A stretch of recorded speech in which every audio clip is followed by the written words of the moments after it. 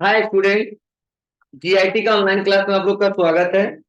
और आज के क्लास में सीखने वाले हैं प्रॉफिट एंड लॉस अकाउंट के बारे में कि पीएल अकाउंट कैसे बनाया जाता है और इसके लिए क्या रूल है और क्या स्टेप है। वो आज के क्लास में एक एक करके स्टेप बाय स्टेप सीखने वाले हैं और समझने वाले हैं। तो चलिए देखते हैं इसके बारे में क्या बताया जा रहा है और क्या समझाया जा रहा है। इसको एक एक करके देखते हैं। तो देखो, इसके बारे में लिखा क्या गया है, इसको हम लोग समझते हैं एक एक करके स्टेप बाय स्टेप। तो मैंने बोला था कि जो पीएल अकाउंट बनाते हैं तो बनाते क्यों है बताइए।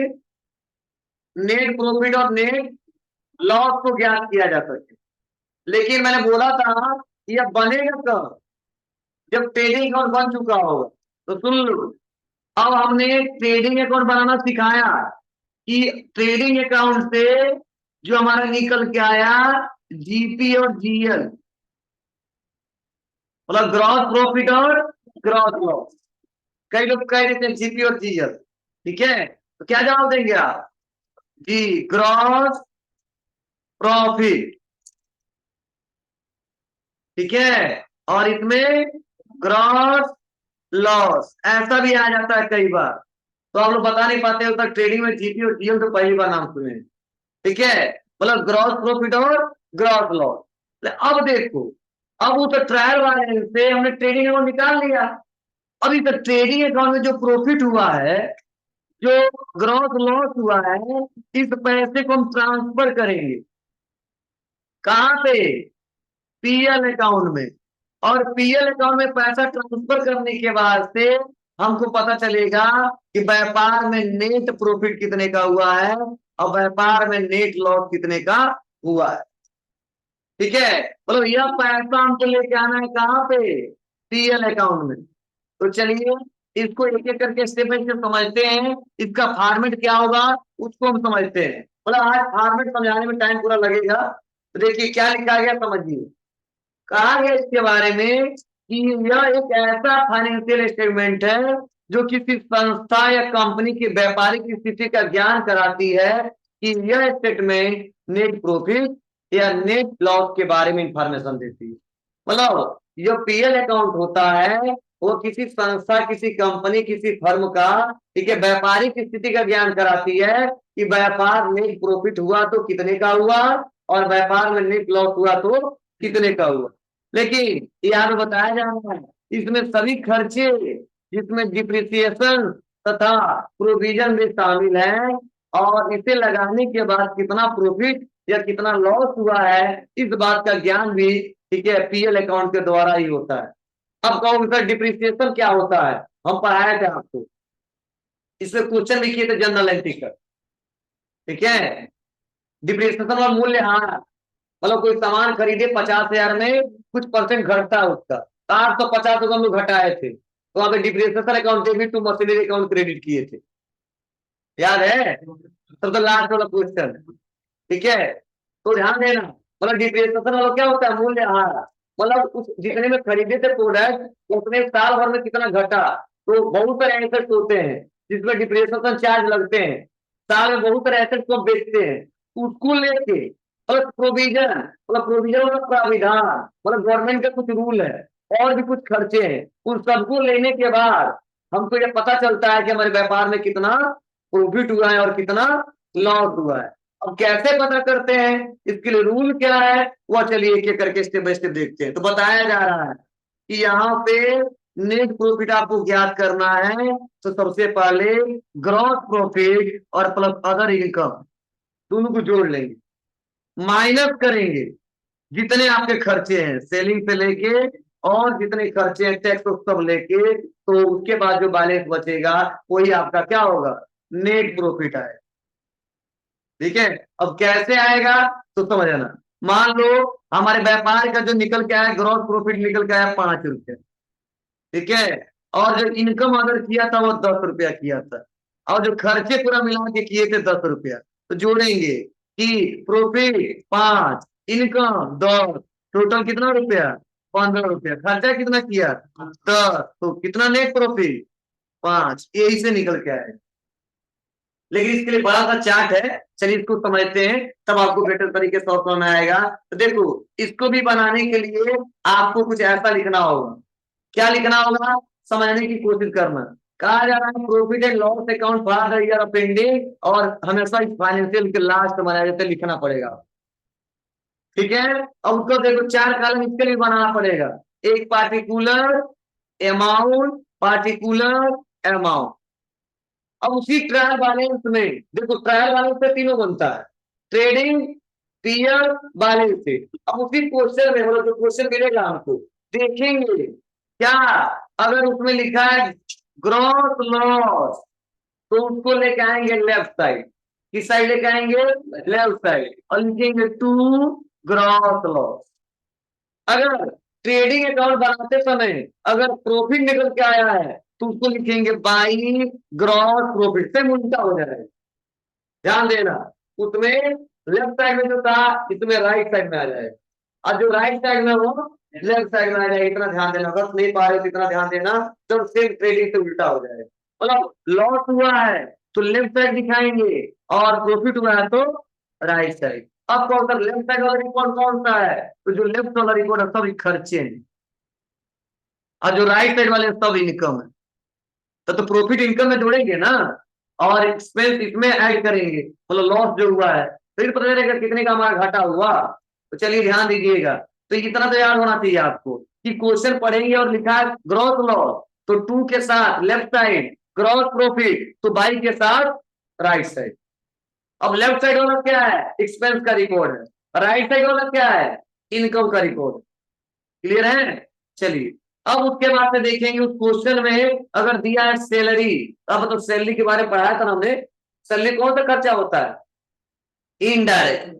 मैक्सिमम जगह सैलरी हमारा इनडायरेक्ट होता है, डायरेक्ट इनडायरेक्ट पढ़ाया था ना।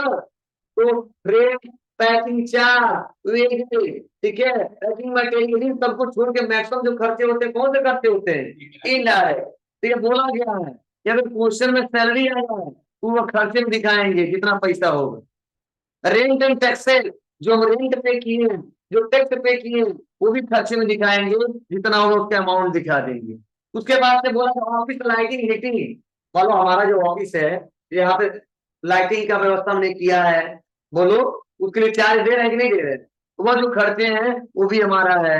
उसके बाद से इंश्योरेंस, इंश्योरेंस मतलब पता है ना आपको, मतलब हमने बिल्डिंग का इंश्योरेंस करा लिया, जो बेरोजगारी है उनका इंश्योरेंस करा लिया, उसके लिए भी खर्चे करते हैं। ठीक है, तो भी हम लोग लिखेंगे यहाँ पे। उसके बाद अगला क्या है, प्रिंटिंग एंड स्टेशनरी, मतलब आप तो ऑफिस में प्रिंटर के आप खर्चे नहीं है, आपको हमें तो नोट्स देते हैं, तो पेपर मंगवाते हैं उसका खर्च, इंक मंगवाते हैं उसका खर्च, प्रिंटर कभी खराब हो जाता है उसको बनवाइए, तो बहुत सारे खर्चे हैं। तो ये बोला गया प्रिंटिंग एंड स्टेशनरी, मतलब ऑफिस में जो प्रिंटर है, जो स्टेशनरी के सामान, मान लो कोई पेन नहीं है तो पेन मंगवा लिया, पेंसिल मंगवा दिया, इरेजर मंगवा लिया, ठीक है, बोलो रिसिप्ट बुक मंगवा ली, यही तो स्टेशनरी है हमारे। तो व्यापार ऑफिस में यही सब लगता है, ये भी हमारे व्यापार के लिए खर्चे होते हैं, उसको लिख देंगे। उसके बाद से पोस्टेज एंड टेलीग्राम, मतलब पोस्टेज के सारे क्या कर रहे हैं हम लोग, कुछ भेज रहे हैं, तो वहां पे उसके लिए भी खर्चे देते हैं हम लोग, ठीक है, पोस्ट ऑफिस से सारे भिजवाते हैं, तो उसके लिए भी हमको जितना होगा उतना लिख देंगे, बताया जाएगा कितना है। उसके बाद इंटरेस्ट पैड, किसी को ब्याज दे रहे हैं, ठीक है, जैसे ब्याज कब कब लग जाता है, कोई सामान उधार खरीदे और ड्यू डेट आने को नहीं देते हो ना, तो भी लोग ब्याज जोड़ने लगते हैं। ठीक है, और कई बार ऐसा हम किसी से पैसा ले लेते हैं उधार और वो टाइम से नहीं देते हैं, या पहले ही तय हो जाता है बाबू 5% आपको इंटरेस्ट दूंगा, ठीक है, इतना पैसा हमको दे दो। तो जो इंटरेस्ट पैड कर रहा है वो भी हमारे लिए खर्चा है, उसके लिए उसको भी इनकम मतलब एक्सपेंस रिकॉर्ड करेंगे।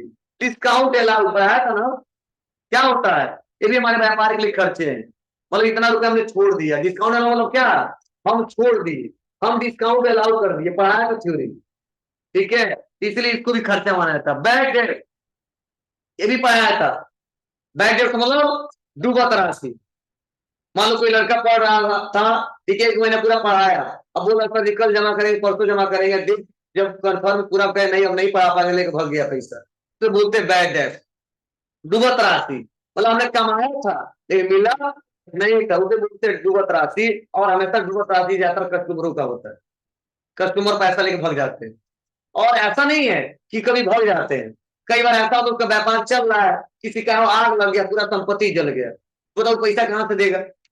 ठीक है, तो वहां पे डूबत राशि लगा देते हैं।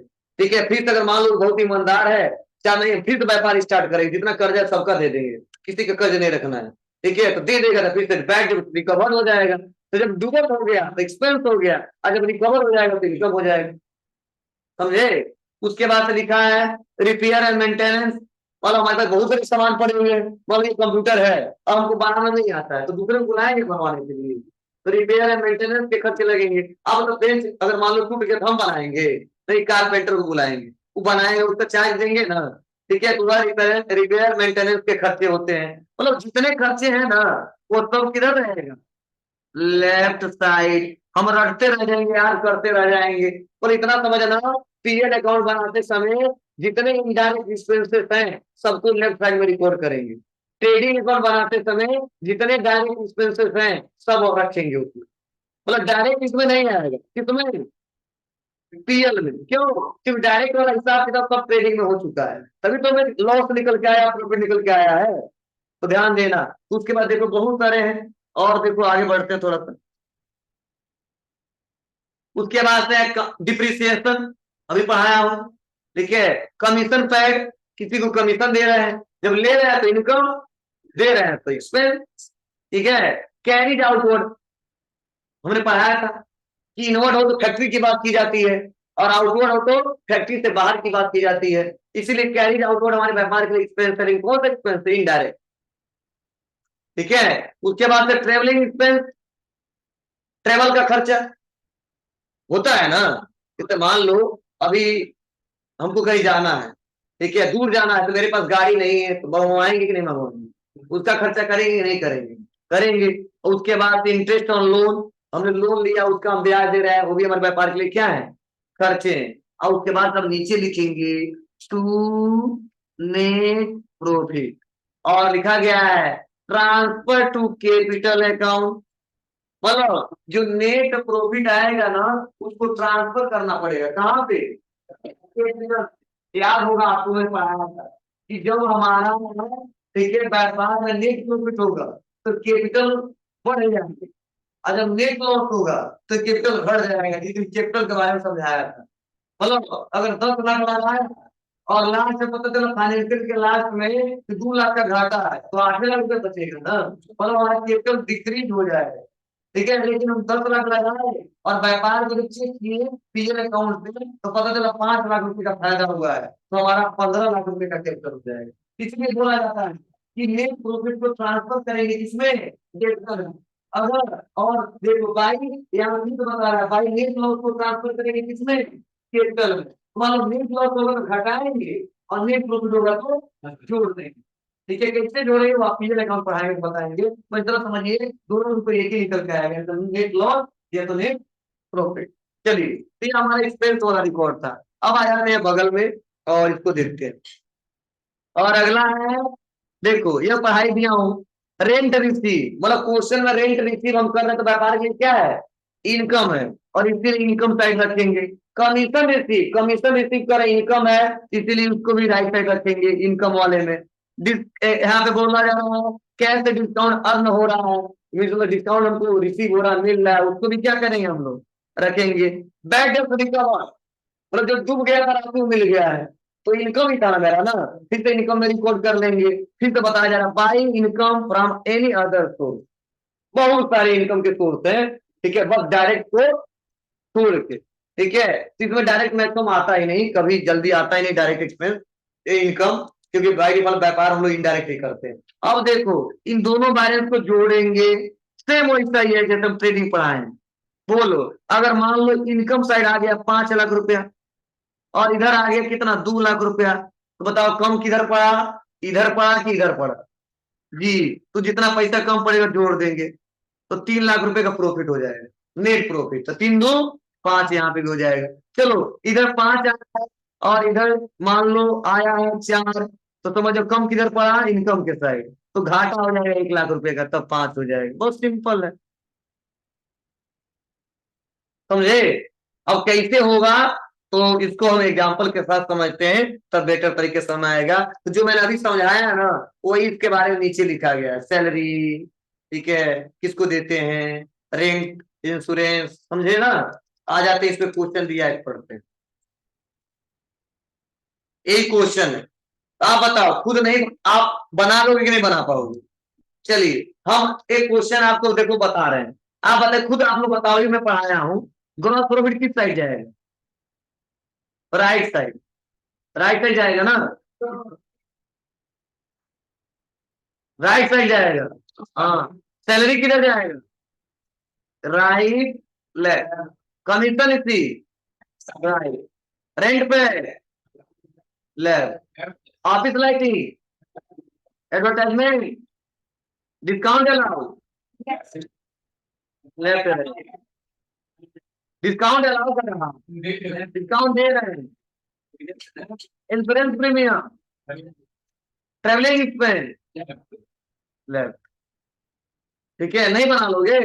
चलिए यही बनाया गया, देखो अब क्या हम फिर से बना के दिखाएं, इसका सोल्यूशन यह बनाया गया है। कैसे बनाया गया देखिए, सैलरी कितना total, rent 15, office lighting, advertisement 5600, discount allow 3000, insurance premium 2300, travelling expense 21।